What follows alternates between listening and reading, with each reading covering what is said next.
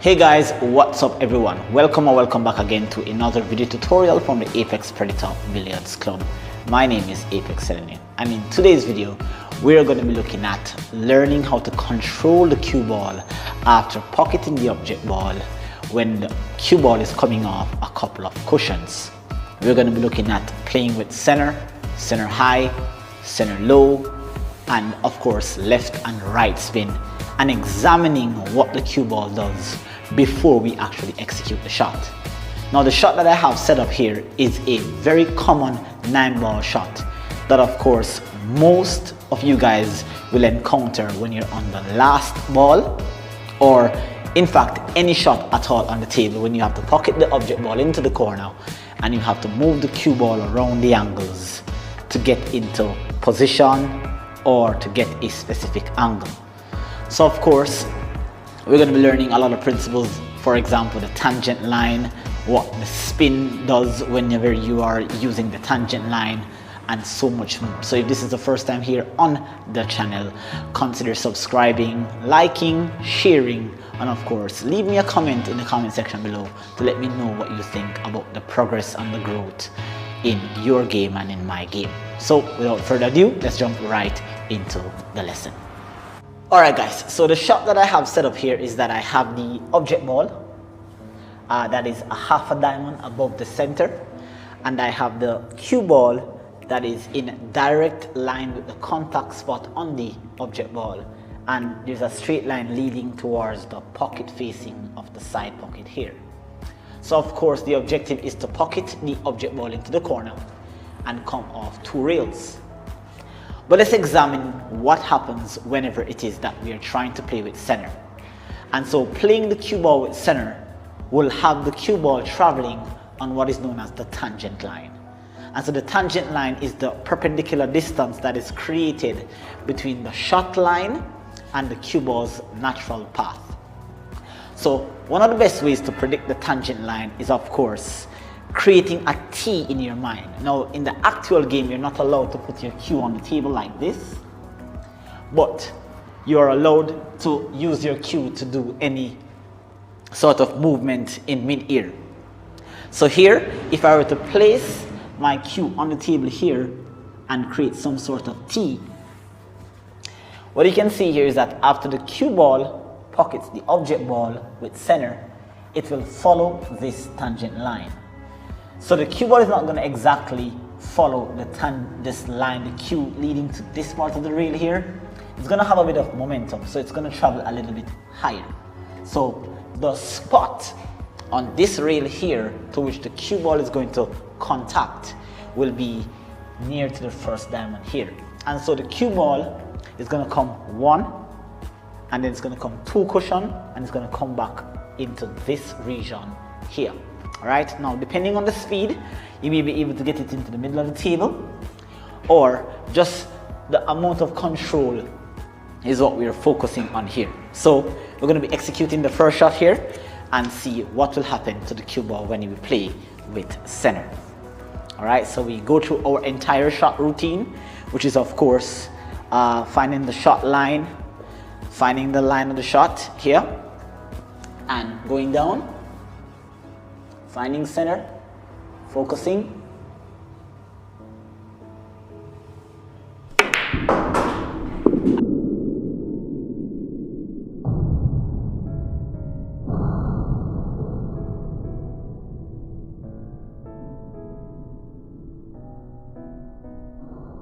and here you can see the cue ball follows that exact path as predicted, coming into around the same vicinity as which you're aiming from.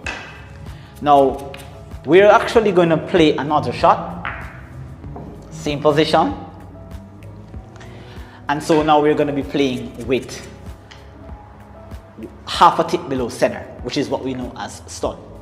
So since we know that the tangent line, which is a very important line to predict before you play any shot on a pool table, since we know that the tangent line is here, then it's easy to predict where stun or stun follow is going to bring you. So if we play with a half a tip below center, which is stun, it's going to go below this tangent line here, so it's going to come around this region. And so once we get in deep into the corner, it's going to come off a bit sharper. So it's going to come below the natural part of where the cue ball came when we played with center. So here we go, playing half a tip or a tip below center. We should end up in this region here with a little bit of speed.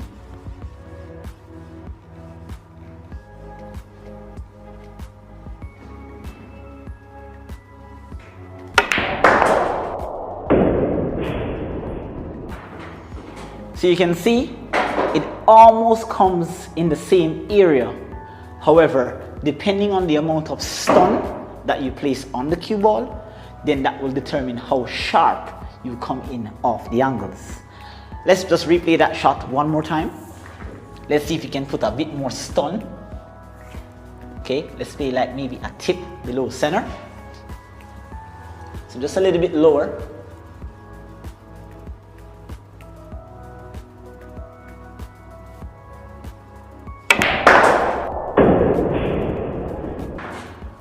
And you can see that is not completely a full tip below center, but you can see that it goes below the tangent line and it comes in a little bit sharper.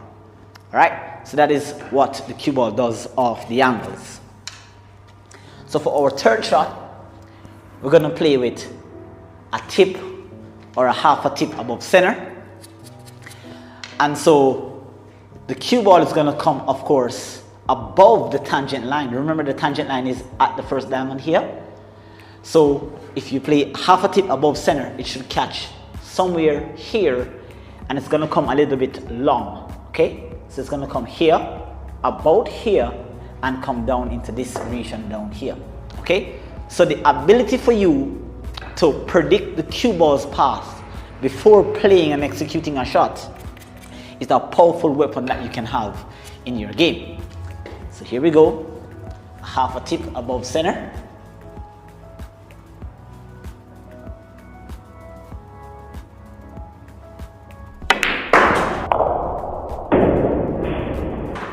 And you can see it comes off too cushion and it comes a little bit long because you're catching higher above the tangent line. So now what we're going to be doing now is that looking at playing with variances of spin. Okay, and so once you're playing with spin, this will induce what is known as compensation for aiming. So of course, if you're aiming with, in this case, if I'm aiming with right spin, which is inside spin, the cue ball is going to veer off to the left.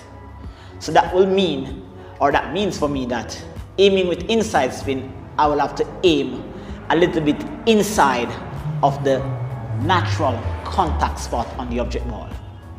And if I'm aiming with left spin, then the cue ball is going to be veering off to the right, which means I'm going to have to aim a little bit outside of the contact spot of the object ball. So what will happen now if it is that I play with, say, top left in this case? So with top left, the cue ball is going to follow the line that would have lead if you were playing with top spin. So here is where it's going to catch.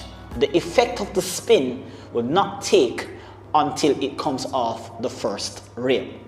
So with the top left, it's going to follow the line above the tangent, and when the spin takes effect, it's going to catch here and it's going to come in around here.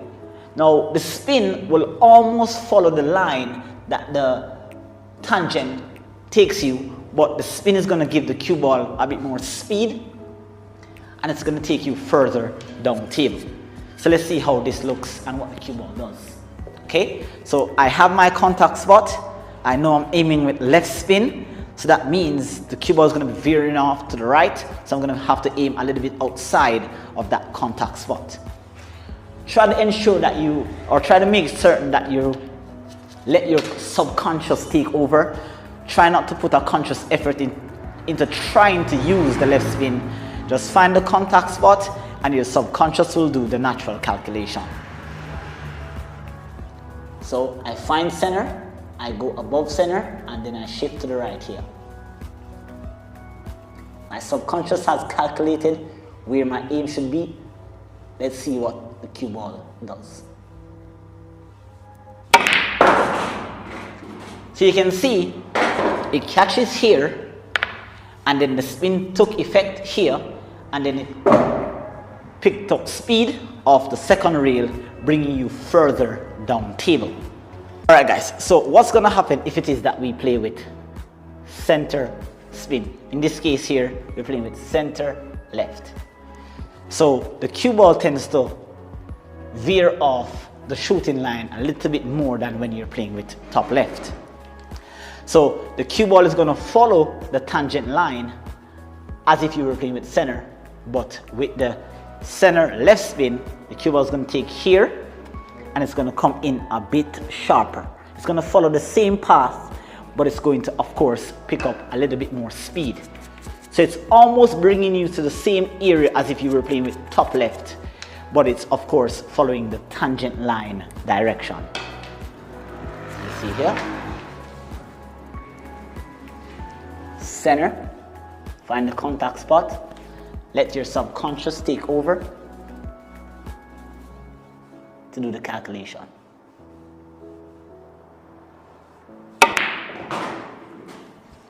So you can see it follows the line that the tangent took whenever you played with center the first time. And so you can see that you get a little bit more distance.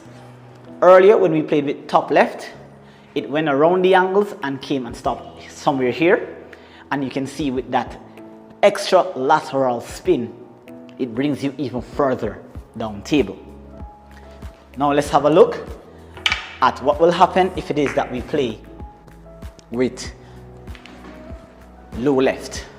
So of course, we know that playing below the center, then the cue ball is going to come in a bit sharper on the angles. And of course, once it hits here, comes here, again the spin will accelerate the cue ball down table, bringing you even further. It's going to come in a bit sharper on the angle. So let's see what the cue ball does here. We have to be careful not to put too much low or too much left spin on the cue ball, because you might end up scratching or end up hitting the jaws here and destroying your positional route.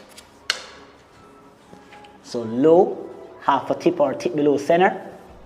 Apply just the right amount of left spin. Let your subconscious take over to calculate the compensation. And let's see what the cue ball does here.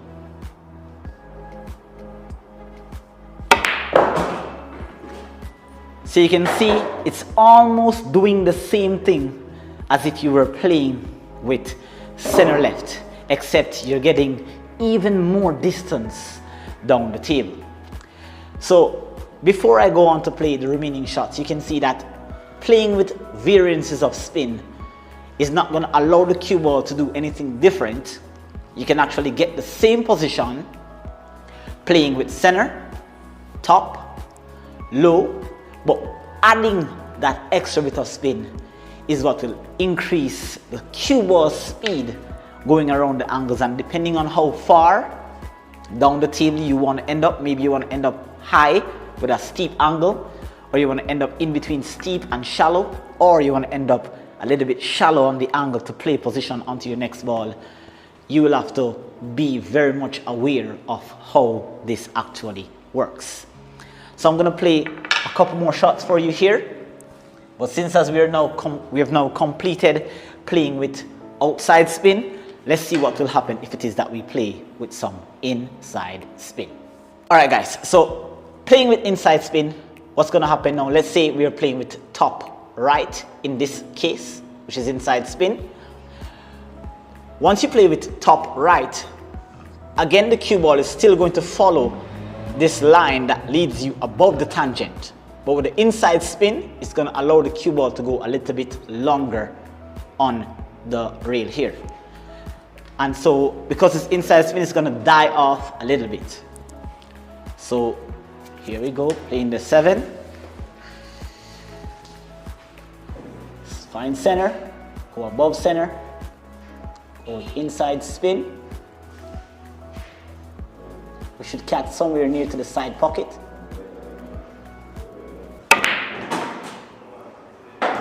That was a little bit close for comfort. That did not have as much spin as I'd like. You can see that our positional route was destroyed. Usually you catch somewhere here from this angle. So let's try that shot one more time to see if you can get even more spin on the cue ball. Applying spin requires a gentle and finesse stroke. So you don't want to just push through, you want to actually accelerate the cue ball, accelerate the cue through the cue ball so that the spin can take its maximum effect. So here we go. One more try. Center, above center, go to the right, let your subconscious take over. Smooth stroke.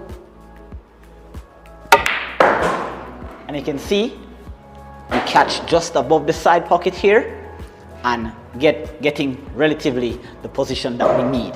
All right, so depending on the shot that you're trying to achieve after pocketing your object ball, then that will determine whether you use inside spin, top, center, or low. We have 2 more shots to play, guy.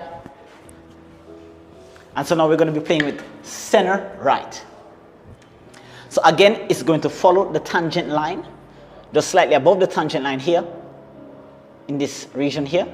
Then it's going to take and go a little bit wider. So it's going to go above where we went when we were playing with top spin. So again, you can see before I'm playing the shot, you can see I'm predicting the cue ball's path. And so that will allow me to think less when I'm playing position. So play with center right. It's going to follow the tangent line. It's going to go above the previous spot that we just hit. So around maybe this region here. Remember that the cue ball swerves off to the left a little bit more than usual when you're playing with center. So even more compensation is required for aiming.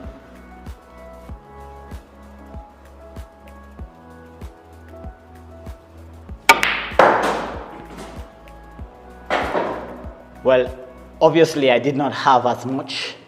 Usually if you have maximum left spin, it should catch here and go in this region. But you can actually see that the inside spin actually took effect. I just did not have as much as I would like. But it usually catches around here and come into this region as we have it here.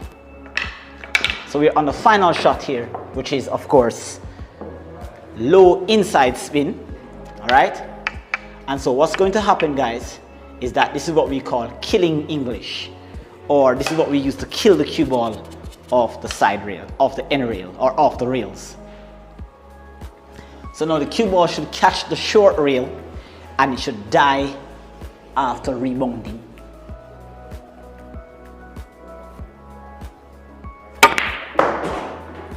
And you can see how that cue ball, even with the speed of how I played the shot, it catch the short rail and it died. All right, so there you have seen it, guys. 9 very powerful shots that you need to know. Now, this principle doesn't just work with this shot. It actually works with a variety or variances of shot. So just for one more example here, I'm going to place the cue ball and I'm going to give it a bit steeper angle. So I'm not here, I'm actually here. All right. And so once you change the angle of the shot, it means that you'll be hitting less of the object ball, or if you increase the angle or lessen the angle, I should say, you're actually decreasing the speed to which the cue ball is going to come off the rails. So here I've added a bit more angle to my shot, but once you play with any of the following spin, you may need to compensate a bit more, but this will actually require you to have more control over the cue ball, because the cue ball will be running around the table. So here I'm going to be pocketing the 5 and I'm going to be trying to play with center, and the cue ball is going to take the same route as if I was here, except I'm hitting less of the object ball so the cue ball will have a bit more speed coming around the angles. So let's see how this one works. I'm playing with center. Let's see here.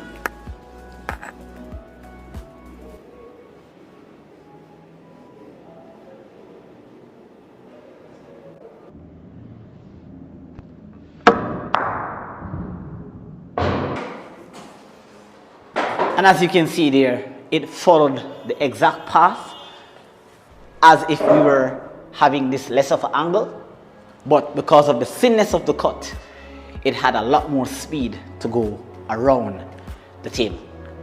All right, so there you have it, guys. 9 very important shots that you need to go on the table and practice. Cue ball control, cue ball direction, cue ball speed, and understanding the principles of position play. Number 1, always predict where the cue ball will go using the tangent line.